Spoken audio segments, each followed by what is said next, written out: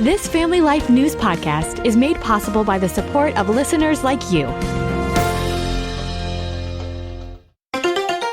Next on the 5 o'clock report. I will invoke my right under the Fifth Amendment of the Constitution to refrain from answering your questions. It's against the law to obstruct an investigation of Congress.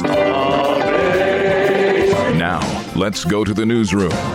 The doctor won't see you now. Good afternoon. Thank you very much for joining us. I'm Mark Webster. While he was present at this morning's scheduled Senate hearing on the COVID pandemic, Dr. Anthony Fauci might as well have stayed home, since this was his standard answer to the panel's questions more than 100 times over. Although it pains me to do so, under the advice of my attorneys, I will invoke my right under the Fifth Amendment of the Constitution to refrain from answering your questions. Fauci's refusal to answer questions drew a rebuke from the committee chair. It's against the law to obstruct an investigation of Congress. Republican Rand Paul noting Fauci already possesses a preemptive pardon issued by then President Joe Biden, and warned Fauci he's not off the hot seat yet. Because you refused to answer, citing a privilege that is unsupported because of your pardon, and after being denied to do so, this committee has scheduled a vote next week on a resolution certifying your contempt. At one point, Paul had security escort Fauci's attorney out of the room due to repeated disruptions and shouting. As to whether Congress can actually wind up holding Fauci in contempt. The full Senate must vote on contempt, but it takes 60 yeas to clear a filibuster. That's followed by a second vote to refer Fauci to the DOJ for prosecution. The Senate has not held anyone in contempt of Congress since 1971. Fox's Chad Pergram. Pennsylvania Democratic Senator John Fetterman was there today, showing up in a rare suit and tie, challenging Fauci to be willing to listen to the other side of the story on the origins of COVID. Maybe the truth might come from a side that's different than you are, but I think we should be willing to pursue truth, no matter where that may have emerged. Fauci has repeatedly backed a wet market natural theory of the virus's origin, while increasing evidence seems to point to the likelihood it first came from a nearby Chinese bioweapons lab that had some ties to Fauci. Well, what's next in the Middle East? After a short-lived lull, Iran conducted surprise attacks last night on U.S. forces in Jordan. That has President Trump livid. Using a string of expletives, President Trump says Iran will get a beating a day after U.S. forces intercepted a ballistic missile attack in Jordan. In a phone interview with Fox's Trey Yingst, the president said American troops had only minutes to respond to the surprise attack overnight and successfully shot down incoming missiles. Fox's Jared Halpern. Todd Blanche's nomination for U.S. Attorney General in jeopardy as Texas Senator John Cornyn withholds support over a disputed Justice Department fund. Sources say Cornyn abruptly canceled the meeting after Blanche failed to provide him a draft order rescinding the DOJ's controversial settlement agreement with President Trump, establishing a $1.8 billion fund for purported victims of government weaponization. ABC's Peter Haramboulos. The Fed voted today to do nothing, hold steady on interest rates again. Fed Chair Kevin Warsh. The economy is showing impressive resilience. Even with recent shocks, the trends are positive and reveal solid growth. Well, today's vote was not unanimous, 9-3, but Warsh says that's the way it goes. There was a lot more interaction between and among my colleagues. It was a real family fight. My view, which you've long heard, is that's the better way to get policy right. That's the fifth Fed pause in a row. The number they said eventually trickles down to what we wind up paying on mortgage rates, credit cards, and more. A final funeral service for Senator Lindsey Graham, this one in his home state of South Carolina. Lindsey Graham always, according to Proverbs 31:8, stand up for those who can't stand for themselves. Lindsey embodied the spirit of that verse, and he did it every single day. Senator Tim Scott. Graham's sister Darlene, serving out his current term, is now one of 9 candidates vying for the Republican nomination in a special election next month to run for Graham's seat this fall. 2 Ohio Democrats have introduced a measure that would lower the Buckeye State's voting age to 16. Rep. Sean Brennan's a co-sponsor. He says it's about civil engagement. I know a lot of people can have a knee-jerk reaction to this when they think, young people voting, that's a dumb idea. So have an open mind about it. The odds of such a measure being passed anytime soon, though, appear slim or none. The state minimum voting age of 18 is part of the Ohio Constitution and would thus require an amendment to change, unlikely under a current Republican-controlled state legislature. And what's that up in the sky? Oh, it's just your DoorDash. The company's robotics and autonomy team is developing a new business called DoorDash Air after receiving air carrier certification from the FAA. The certification allows the company to legally operate a commercial drone delivery service in the United States. The service will eventually be available within the company's delivery app. DoorDash has not said when its drones will begin delivering food to customers. I'm Daniel Martindale. Still to come here on the 5 o'clock report, a recap of our top regional stories and highlights from today's Real Answers, dealing with the very difficult but important topic of end-of-life decisions. All that coming up after Weather with Kevin. I'm Kevin Williams, and here is your Family Life regional weather forecast. Ever so slowly, we'll get out from under the grip of this large, lumbering upper-level low that has produced the wet weather of late. And the result, clearing skies and some nice weather as we close the work week and start the weekend. It will be generally cloudy tonight, though, with some showers and drizzle in parts of the area. Low temps, mid-50s to low 60s. Tomorrow, still some clouds around, but some sun will start to break through, especially southwest New York, western Pennsylvania, a couple of scattered showers, highs in the 70s. Then on Friday, good deal of sunshine after a cloudy, foggy start. High temperatures Friday will be within a few degrees of 80. For the weekend, we've got some sunshine Saturday, some showers and rumbles on Sunday. Thank you, Kevin. Now checking the stories making news where you live across New York and Pennsylvania. The Pennsylvania Secretary of Corrections targeted in an assassination attempt. Family Life's Sarah Harnish. According to court records, on May 26th, a letter was delivered to the Pennsylvania Department of Corrections that contained specific threats against Department of Corrections attorney and secretary Laurel Harry. The department has filed 2 misdemeanor terroristic threat charges against Corey Allen Bennett, an inmate at SCI Camp Hill. Bennett also reportedly planned to harm Governor Josh Shapiro and First Lady Lori Shapiro.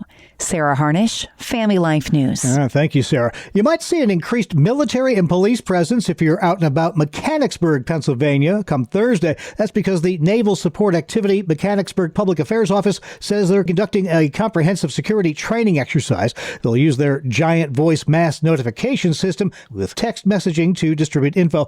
Might even see some road closures there. The city of Scranton has had some road closures lately due to some breaking water mains. They held an update last night after 2 mains broke over the past 10 days. Mayor Paige Cognetti. Scranton cannot sustain water mains that are 140 years old. The city says it will do all it can to help businesses downtown that lost days of revenue. If we could have conversations on how some of these businesses could be reimbursed for loss of revenue that they incurred throughout these would be a great place to start. At one point, nearly 800 homes and businesses had no water service while the city scrambled to make repairs. New York Governor Kathy Hochul with a pit stop in the Finger Lakes today to give a briefing on why New York became the first state in the nation to issue a 1-year moratorium on hyperscale AI data centers. Leadership doesn't mean saying yes to everything that comes. It's also sometimes raising the tough questions that others either don't think of, don't have the ability to do, or don't have the clout to do it. My job is to make sure that no matter what happens in the state, that the right guardrails are in place. And that's why I announced the nation's first ever moratorium on hyperscale data centers for 1 year. The governor says the centers are putting too much stress on utility companies and municipalities. A Southern Tier native and longtime Army veteran being recognized with one of the New York State Senate's highest honors for decades of service to the country and local veterans. Cornell Morris received the Liberty Medal. That's the highest civilian honor the state Senate can award for more than 25 years of military service. He spoke about what that honor means to him. I'm deeply humbled and proud to stand here today and accept this prestigious recognition on behalf of all those who have worn the uniform of the United States Armed Forces. Hoorah, hoorah. As a military intelligence officer, Morris served during Operations Desert Shield and Desert Storm and later supported the global war on terror. He then went on to become the director of the Binghamton Veterans Center. He was honored on Tuesday. Up next, highlights from a new edition of Real Answers. I spoke with licensed mental health counselor Christopher Anderson about that most avoided of topics, death. Specifically, though, coping with important end-of-life decisions ahead of time for the good of all involved. These are topics that nobody really wants to talk about them, and the reality is I don't think we need to be as afraid to discuss these issues and to tie up some of these loose ends, if you want to call them that, because quite honestly, it doesn't actually take that long, but it can make a gigantic difference when we have a loved one that's faced with end-of-life issues. Well, in a way, that topic's been talked about a lot lately because of New York's upcoming legalization of physician-assisted suicide. It really has, and it's really good that we distinguish between assisted suicide and just end-of-life decisions, because it's definitely not the same thing. Especially when we get into our discussion today about healthcare proxies and healthcare advance directives, really drastically different things that you really need to be aware of the differences, and then also what to do about making sure that you have some of these documents on hand. Yeah, I know just from experience, having gone through the passing of both my parents, that the time to make those sorts of tough decisions is sooner, not later. You know, it's a cliche, but on any given day, you just never know what's going to happen.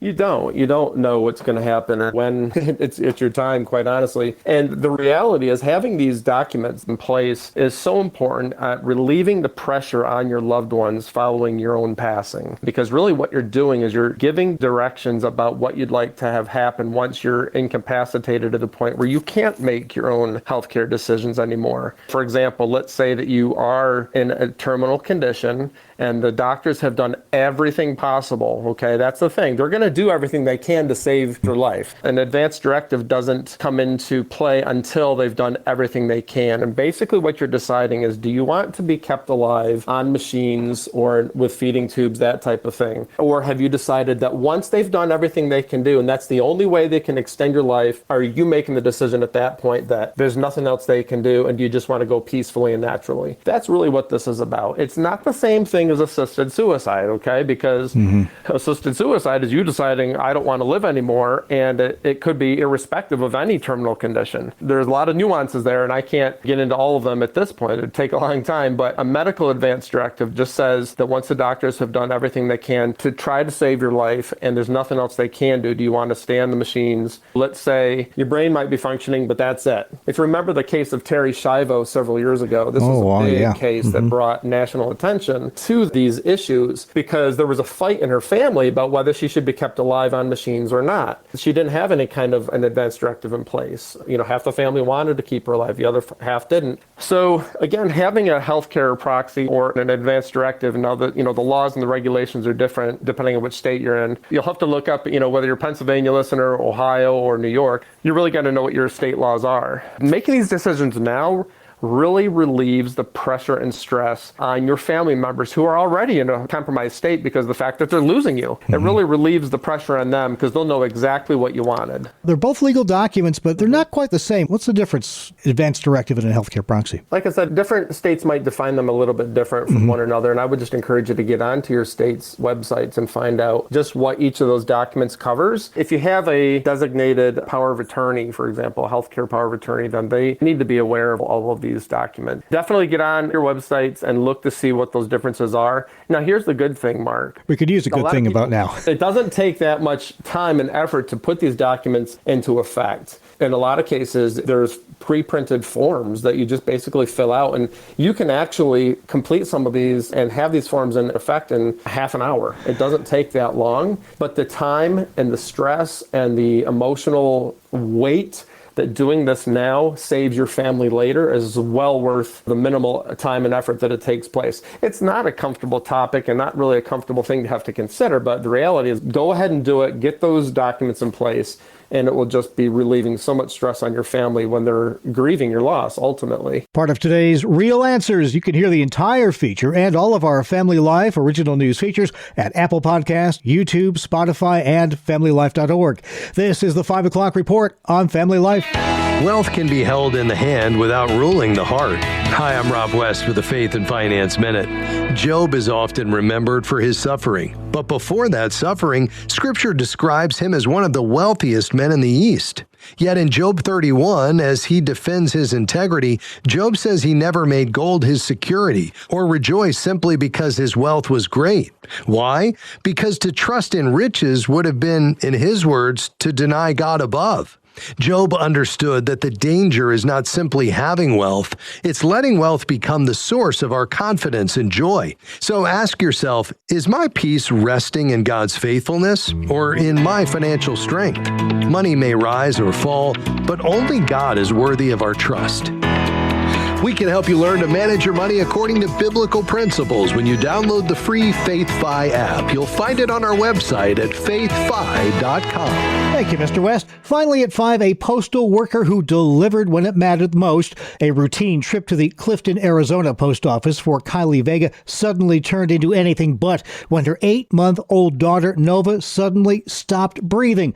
Thankfully, the postal clerk across the counter was Mary Schwartz, a former nurse who tells KSAZ TV Phoenix her years of training kicked right in. There was no thinking in that situation. I just jumped into action. Couldn't feel a pulse. She wasn't breathing. I immediately started CPR. By God's grace, Shari, first responder Shari, was on scene, like within seconds. Schwartz and Lieutenant Shari Aguilar teamed up. Knowing time was critical, they jumped into Aguilar's police cruiser and sped to the nearest hospital. Schwartz continuing to work on Nova, getting spontaneous respiration restored en route.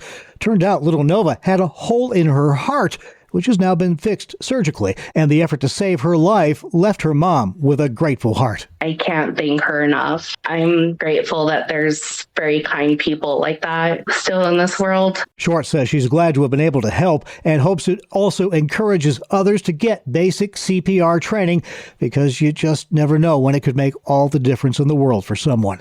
And that is the world we live in for Wednesday, July 29th, 2026. Thank you again for joining us. I'm Mark Webster, Family Life News.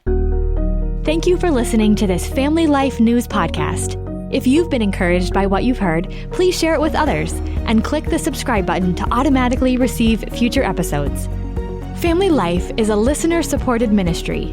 Podcasts like this are made possible by your financial partnership. Find out more at familylife.org.